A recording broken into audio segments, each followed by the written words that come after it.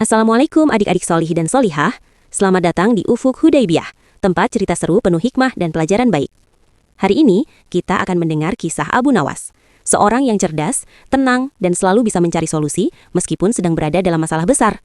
Yuk, kita mulai ceritanya. Suatu malam, Baginda Raja Harun al-Rasyid mengalami mimpi yang sangat aneh. Dalam mimpinya, Baginda bertemu seorang laki-laki tua berjubah putih. Orang tua itu berkata bahwa negeri Baghdad akan tertimpa bencana jika seseorang bernama Abu Nawas masih tinggal di sana. Keesokan harinya, Baginda memanggil Abu Nawas dan berkata, "Abu Nawas, aku bermimpi semalam. Kau harus meninggalkan negeri ini." Abu Nawas terkejut, tetapi ia tetap tenang. Baginda melanjutkan, "Kau boleh pergi, tapi kau tidak boleh pulang dengan berjalan kaki, tidak boleh berlari, tidak boleh merangkak, tidak boleh melompat, dan tidak boleh menunggang keledai atau binatang apapun." Abu Nawas hanya mengangguk dan menerima keputusan itu. Dengan bekal seadanya, Abu Nawas pamit kepada istrinya. Istrinya menangis sedih, tetapi Abu Nawas menenangkan. "Jangan khawatir, Allah selalu bersama kita." Hari demi hari berlalu, Abu Nawas hidup sederhana di negeri orang.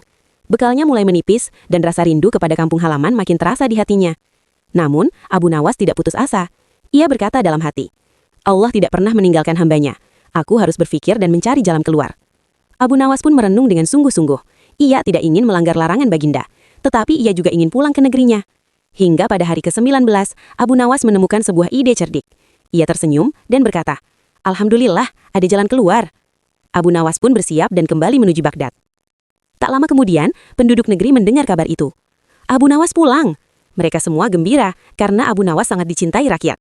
Kabar itu juga sampai ke telinga Baginda Raja. Baginda tersenyum dan berpikir, "Kali ini pasti dia melanggar laranganku."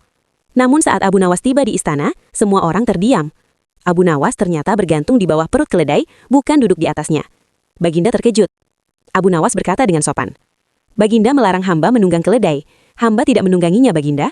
Hamba hanya bergelayut di bawahnya." Baginda pun terdiam. Ia sadar Abu Nawas tidak melanggar satu pun larangan.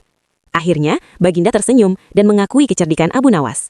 Abu Nawas pun bebas dan kembali hidup bersama rakyat yang mencintainya. Closing.